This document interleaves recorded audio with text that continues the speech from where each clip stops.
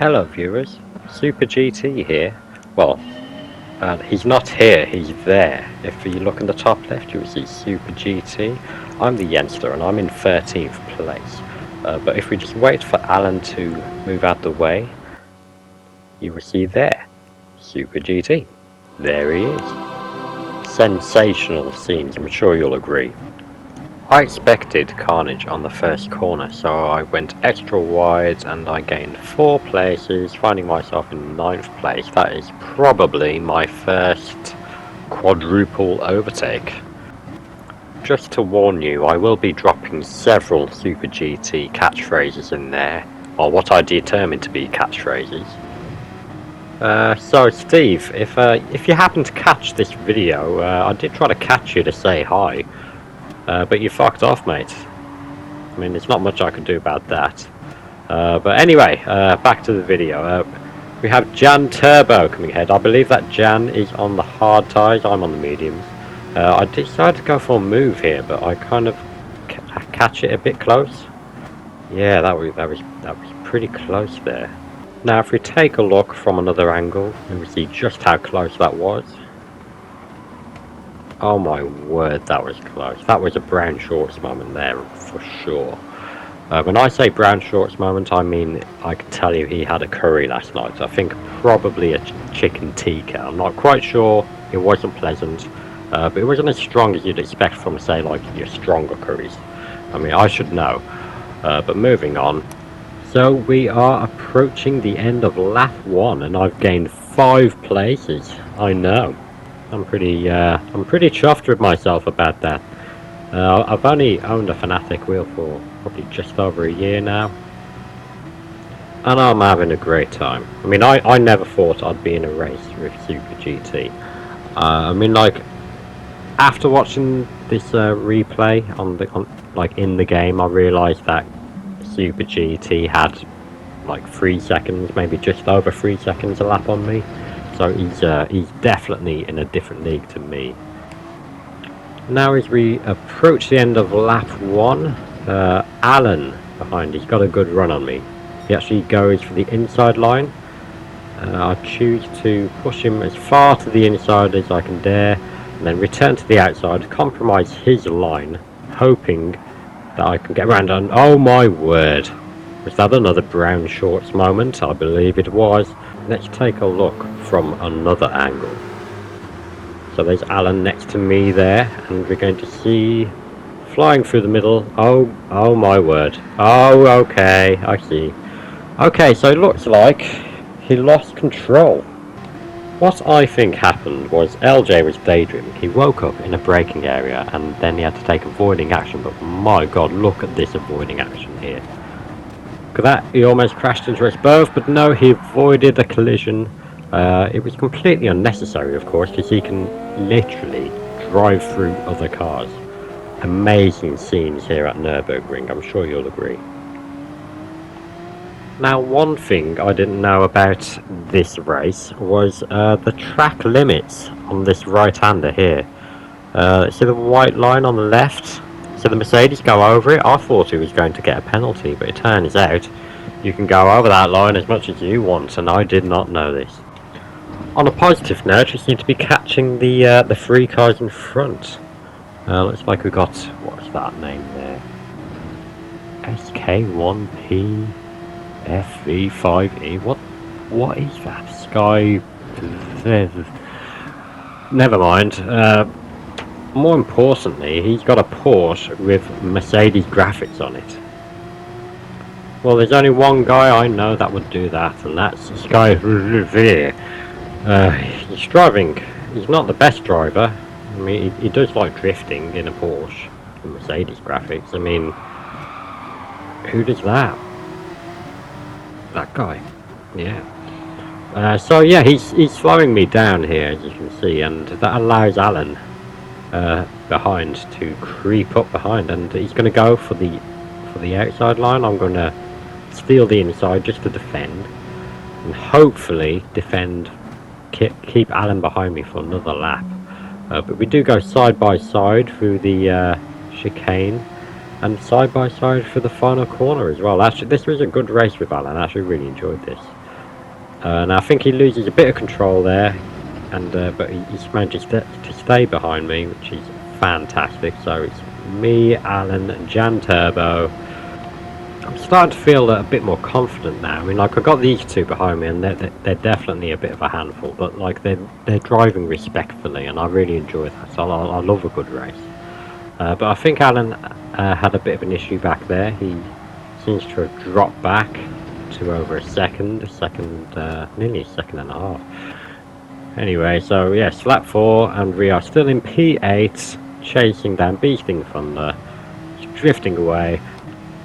Now, I'm clearly not the fastest here. Super GT is the fastest here. I mean, look at that. He's got a 155. I've got a 158 as my best. And oh my god, I nearly lose it on that corner. Good save, good save. So all I'm trying to do now, I'm just trying to be consistent. Make sure I minimise my crashes. Well, don't minimise my crashes. Have no crashes. That's what I want to do. Just minimise the mistakes. That's what I'm trying to say. So I've tried this sim racing thing for a little over a year now. I've got the Fanatec GT DD Pro. I've played games like Formula 1, Assetto Corsa, but I play Gran Turismo the most. And if there's anything that I've learned, if there's any tips that I can give you, say from my year and 1 month or 2 months, or however long I've been playing, the best tip that I can give you to winning races, you know, climbing up the order, winning races, is to not crash. I know it's really hard, but if you keep it on track and you don't crash, there's a good chance that you're going to climb the racing order. Staying within the track limits is really good as well. I mean, if you find yourself, like, your car in the gravel, in the dirt, in the car park, at a cinema, you're doing things very wrong. Okay. Also, on tracks, there's a right and a wrong way to go around tracks. Like, if you look at the track map and the way that we're going around, you can see that we're going around clockwise, but there are tracks that do counterclockwise as well. But let's say if you're on a clockwise track and you're driving around anti-clockwise, you know, the wrong way, you're going to notice that the cars are, like, you're not chasing the cars, but the cars are coming at you, and you're coming at those cars too. And that's you. If you're doing that, you should probably turn off the console and never turn it on again, or just stay away from racing games, probably, or even go play Wreckfest. Yeah, that's probably what you should do. You should go and play Wreckfest. Oh, I'm seeing. I didn't actually expect to be, you know, giving out so many tips in a video like this. But if there's any way that I can provide the gaming community a service, this is, I will do it. I will do my best, and my God, I will educate you. Now, I won't lie, I'm not the most qualified to be giving advice. Okay, I mean, like, what I say is true, and you should do the things that I say. Well, don't do the things that I say not to do, but there's definitely better people which you can get advice from. Okay, anyway, so lap 5, I come into the pits behind the BMW. I go for the hard tyres. I don't put any fuel in the car because I've got enough fuel to get me home even after the race. The Porsche pit crew are doing a fantastic job as always. Look at that pose. I mean, pretty much all the teams here, well, all the cars here are Porsche, so there's quite a few Porsche pit crew guys around. And as you can see, they're doing a fantastic job. The car's looking amazing. No damage as far as I can see. We leave the pits behind the BMW, and unfortunately he seems to be doing that thing that I told you not to do, which is facing the wrong way. See, if only he had watched this video and, you know, listened to my advice.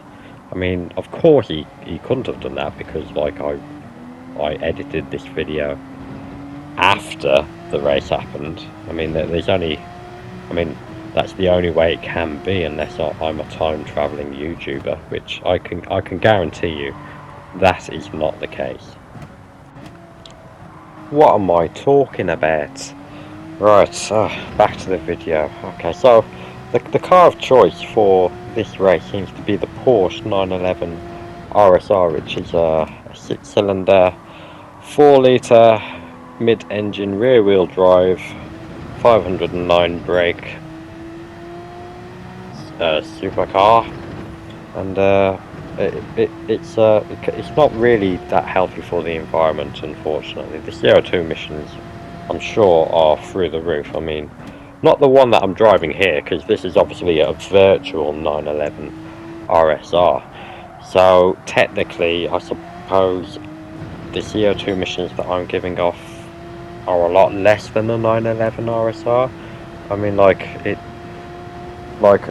we can always talk about, say, how electricity is produced on the CO2 emissions, how many CO2 emissions are produced to, say, power this house with my PlayStation and TV and Fanatec wheel, but I don't think we really need to go into that. Sorry, I'm getting distracted again. Anyway, yeah, we've been going on, and Jan Turbo is in the pits. Jan has gone for the medium tyres. I'm on the hard, so Jan's going to be catching me up. As you can see, Jan is about, what, 3 seconds behind? Yeah, 3 seconds behind, and I'm sure Jan is going to be catching us up very shortly. So all I got to do now is just get my head down and get some consistent laps in, and just get ready for Jan to turn up. Only a lap later, Jan is only 1.5 seconds behind me. After everyone goes into the pits, I end up in 8th place, which is I think a solid position, starting from 13th. But Jan is a problem. I've got, how do you say, 3 laps.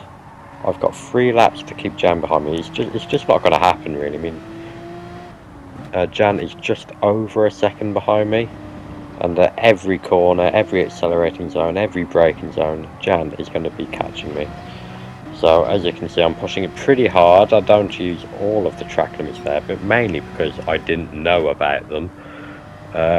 So yeah, I'll just keep it consistent. I'm on the hard tyres, Jan is on the medium tyres, and I've just got to try and get in Jan's way. Jan is now under a second behind me. I know Jan is there. I'm going to be seeing Jan in the radar in the bottom right of the screen very soon, and there Jan is now only half a second away. Okay, so I just got to concentrate, put my head down. I know Jan is going to make a move, and I know Jan is going to be quicker on those medium tyres. And I'm going to do something that I quite often do when I'm under pressure, and that's go wide. And as you can see, we have Jan close the gap. He's right on my ass. So what I choose to do, I just choose to go defensive. I'll try and keep to the left, move to the middle of the track. Let's see if I can keep Jan behind me for another lap. Okay, Jan's right there. Well, I'll shut the door, there's a little bit of contact. Now it's crucial that I carry some momentum through this corner in order to defend from Jan. So I'll keep it tight, try and get in the power early. I try and break the toe a bit by just doing, you know, a little bit of gentle weaving. Return to the outside, hard on the brakes, and I feel like, yeah, I kind of overcook this corner a bit here, which is going to allow Jan to get right up inside. Does a little switch back on me. Go wide on this corner as well, so that allows Jan to get up on the inside, which is like, I really enjoyed that battle, and I know that Jan got the better of me in that one, but you gotta love a good race. Moving on, lap 10 of 10, also known as the final lap, for those who weren't in the know. Anyway, looks like Jan has caught up with, was it 1, 2, is that 3 guys? Yeah, 3 guys. Nice, right. Okay, so let's see what we can do here. When we get a bunch of people like this so close together, like, you know, a 4-way battle, there's a very good chance that I can catch up to them and maybe get a place or two. So, as we can see, Jan has been busy. Jan is like in 6th place now, I think. Yeah, 6th place. I'm in 9th. Looks like we got Art Bonivar in 8th. Weird name. Anyway, I make a kind of a late dive here, but it seems to work and pay off quite well. I think maybe Art is on the medium tyres and they've started to drop off. Talking about tyres, if you look at my lap times, you can see I'm pretty consistent around the 58, 59 area, regardless of what tyre I'm on. So obviously I'm not pushing the medium tyres as hard as I should do. I think it's because I'm new and I just need to get better. Now if you look at the top left of your screen, you'll notice that Super GT is finished and I am 32, nearly 33 seconds behind Super GT. I did start off in 13th though, but like I haven't had a crash, haven't had any major incidents. My laps are, you know, they're pretty consistent. So I kept it on track. I didn't get any penalties. I didn't drive around the track backwards. I think overall my performance was pretty good. I mean, Super GT's was better, but I mean it is Super GT, and it's Super GT. So I'm going to dedicate this video to Super GT, and in true Super GT fashion, I'm going to play the victory music, and I'm going to turn up the music so loud that you can't hear what I'm saying. Now this is something that Super GT does. I don't know if he knows what he's doing.